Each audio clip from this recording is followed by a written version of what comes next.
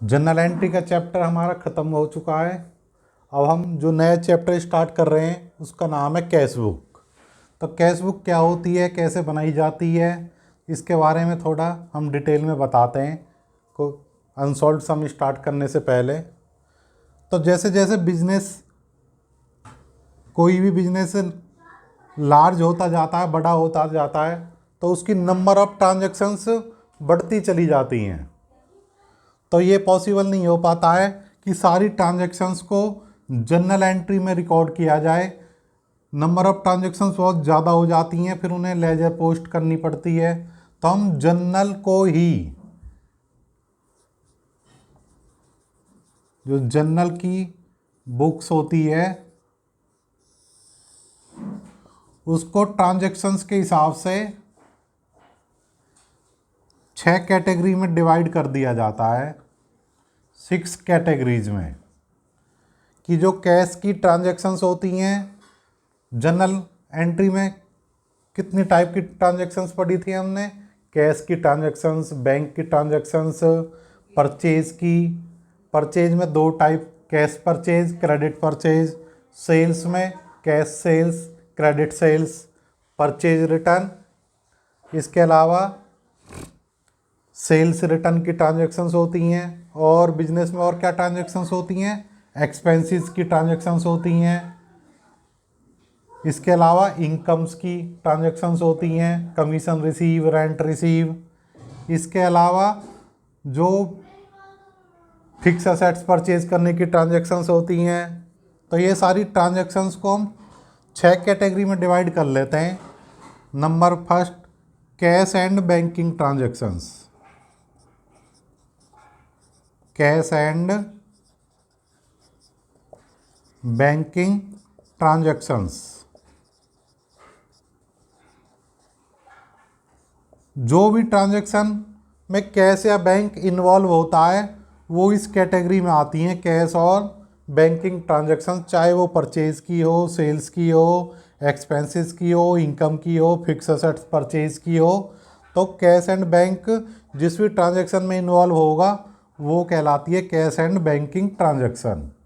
Second number पे purchase में से कैश परचेज यहाँ आ जाएगी, तो यहाँ बचेगी क्रेडिट परचेज।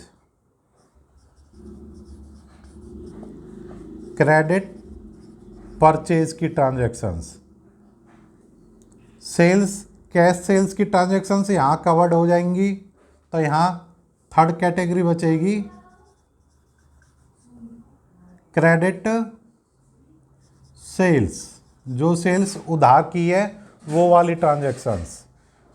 एक्सपेंस पेमेंट कर दी है कैश या बैंक से, यहाँ कवर्ड हो जाएगा इनकम कैश बैंक की, इस कैश एंड बैंकिंग ट्रांजैक्शंस में आएंगी।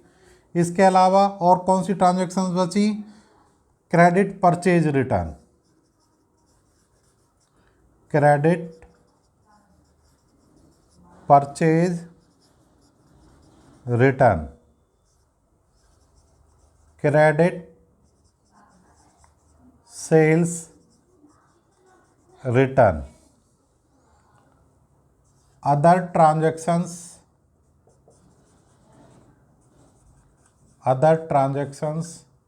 not covered in 1 to 5।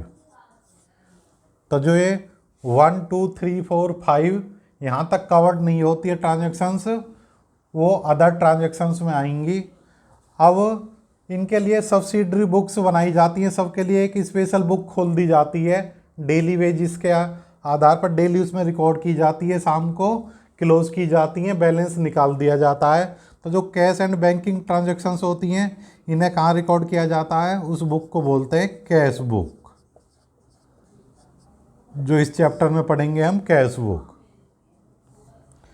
Credit purchase कहाँ रिकॉर्ड की जाती है, सब्सिडरी बुक में। उस बुक का नाम होता है परचेज बुक।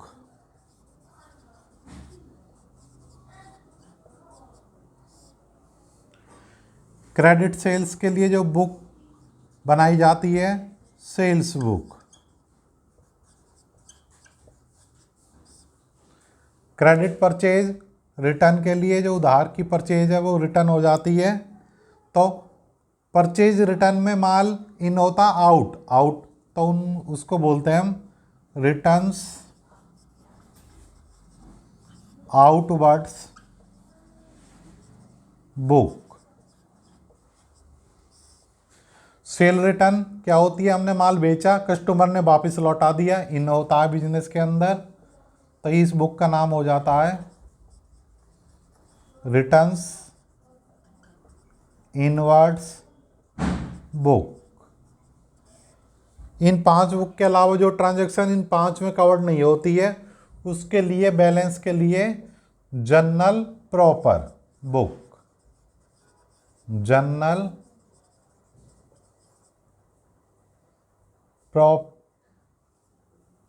Proper book. तो बैलेंस एंट्री कहाँ पहुँच जाती है, जर्नल प्रॉपर बुक में।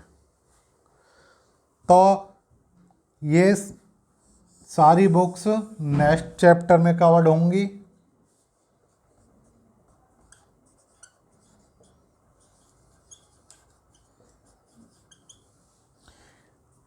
चैप्टर नंबर 11 में जो कवर्ड करेंगे कैश बुक।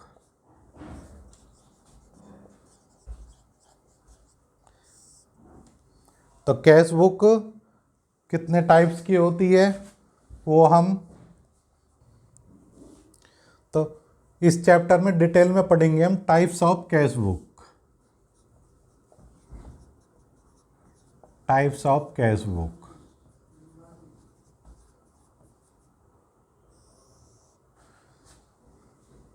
तीन टाइप्स की होती हैं।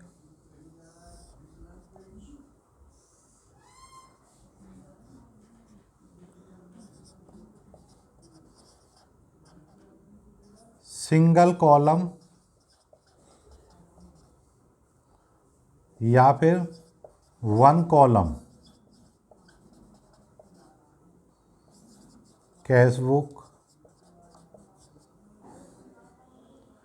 इसमें या तो कैश का कॉलम होता है सिंगल, या फिर बैंक का कॉलम होता है सिंगल।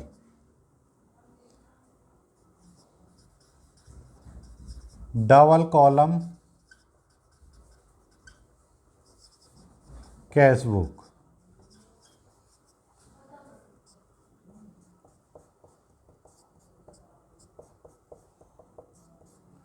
इसमें 2 कॉलम्स होते हैं, कैश प्लस डिस्काउंट, या तो ये 2 कॉलम होंगे, कैश का कॉलम और डिस्काउंट का कॉलम, या सेकंड नंबर पे बैंक का कॉलम प्लस डिस्काउंट का कॉलम, या फिर कैश का कॉलम प्लस बैंक का कॉलम। तो हमारे जो सिलेबस है इस चैप्टर में जो क्वेश्चन आएंगे वो आएंगे कैश प्लस बैंक कॉलम के। थर्ड होता है ट्रिपल कॉलम कैश बुक। इसमें तीनों कॉलम्स होते हैं ये वाले, कैश का कॉलम भी होता है, बैंक का भी प्लस डिस्काउंट का भी।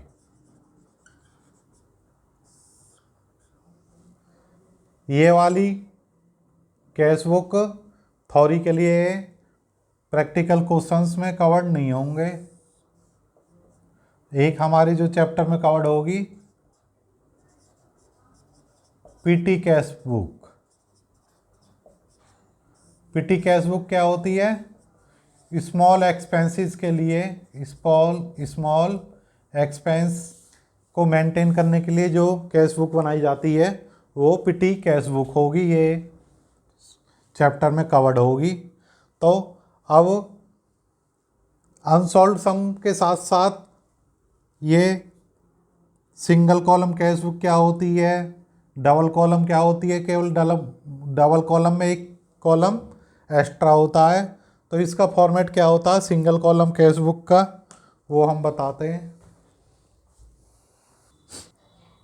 जो कैश बुक होता है उसका फॉर्मेट ये होता है, ये डेबिट साइड होती है, ये क्रेडिट साइड होती है। डेबिट साइड में डेट का कॉलम होता है,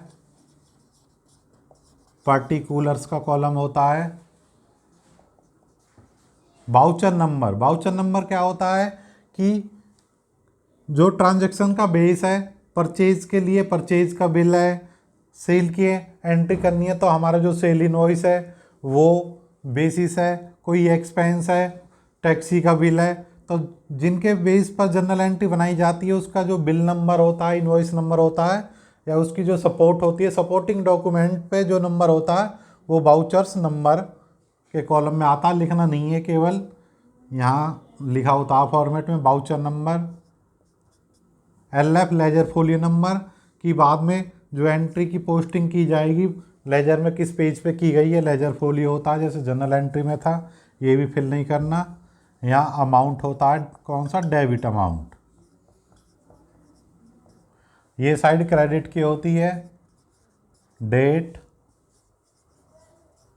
particulars, voucher number, ledger folio, amount, credit side का।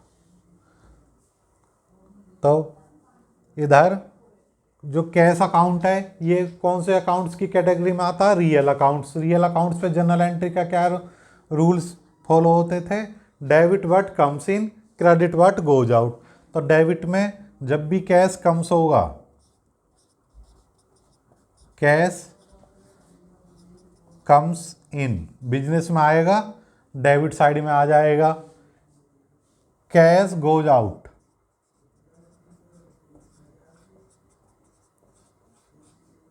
बिजनेस से बाहर जाएगा कैश, क्रेडिट साइड में आ जाएगा। एंड में क्या करेंगे हम, डेबिट का टोटल कर लेंगे, टोटल बैलेंस कितना है हमारे पास, कहाँ कहाँ से आया, टोटल रिसीप्ट्स बोल दो इनको, टोटल पेमेंट्स। तो टोटल रिसीप्ट्स का टोटल कर देंगे, टोटल पेमेंट्स का टोटल कर लेंगे। हमेशा रिसीप्ट्स ज़्यादा होंगी, पेमेंट्स कम होंगी, क्योंकि हमारी जेब में 100 रुपये हैं, तो ये नहीं है कि हम 150 रुपये किसी को दे सकते हैं। ये ओवरड्राफ्ट्स नहीं चलता है, यहाँ कैश होना चाहिए तभी पेमेंट्स होती हैं। तो लास्ट में क्लोजिंग बैलेंस कैश का निकाल देंगे कि 20 रुपये हमारे पास ओपनिंग थे, ये सारी रिसीप्ट्स हो गई, टोटल इतना कैश है, टोटल पेमेंट लेस कर दो तो क्लोजिंग बैलेंस आ जाता है। उसको बोलते हैं टू, जो बैलेंस आएगा ब्रॉट डाउन, उसको फिर नेक्स्ट पीरियड के लिए बैलेंस जो करेंगे वो क्वेश्चन में ही हम आपको समझाएंगे कि टोटल रिसीप्ट्स का टोटल करेंगे। मान लो टोटल रिसीप्ट्स 1 लाख रुपए की हैं, पेमेंट्स 80,000 की हैं, तो बैलेंस क्लोजिंग बैलेंस आ जाएगा 20,000। फिर उसको यहाँ केवल नेक्स्ट पीरियड में लिख देंगे to balance BD brought down, यहाँ कैरिड फॉरवर्ड, क्लोजिंग बैलेंस को यहाँ ब्रॉट फॉरवर्ड, यहाँ लिख के छोड़ देंगे बस कि नेक्स्ट पीरियड के लिए ओपनिंग बैलेंस कितना कैश का, 20,000 रुपये। तो ये हमारा सिंगल कॉलम कैश बुक है। डबल कॉलम कैश बुक में कैश बैंक की दोनों ट्रांजैक्शंस होंगी, 2 कॉलम बना देंगे, एक कैश के अमाउंट में कैश का, एक बैंक का। ऐसी क्रेडिट साइड में एक कैश का कॉलम, एक बैंक का कॉलम। कैश का बैलेंस अलग निकालेंगे, बैंक का बैलेंस अलग निकालेंगे, ये डिफरेंस होगा। तो ये हमारा कंसेप्ट क्लियर हो गया कैश बुक का। जो भी कैश आएगा, मालिक कैश कहाँ कहाँ से आता है बिजनेस में, 5-6 ट्रांजैक्शंस होती है। कैपिटल लगाता है मालिक, कैपिटल इंट्रोड्यूस करता है, सेल्स होती है, उसके अलावा कोई फिक्स असेट सोल्ड हो जाती है, वहाँ से कैश आता है, या कोई इनकम्स मिलनी हो वहाँ से कैश आता है। पेमेंट्स कहाँ कहाँ होती है कैश की, मेन परचेज में होती है, एक्सपेंसेस में होती है, सैलरी में, वेजेस में, इसके अलावा फिक्स असेट्स परचेज करने में, तो ये सारी पेमेंट्स में आ जाती हैं। क्रेडिट की कोई ट्रांजैक्शंस नहीं आएगी, क्रेडिट सेल परचेज की सारी ट्रांजैक्शंस कहाँ जाएंगी, सब्सिडरी बुक्स में, अपनी अपनी में, सेल्स बुक में, परचेज बुक में। तो ये हमारा कंसेप्ट क्लियर हुआ। इसके बाद एक एक क्वेश्चन को जो अनसॉल्व हैं सबको एक एक सॉल्व किया जाएगा, सबके वीडियो चैनल पे अवेलेबल होंगे।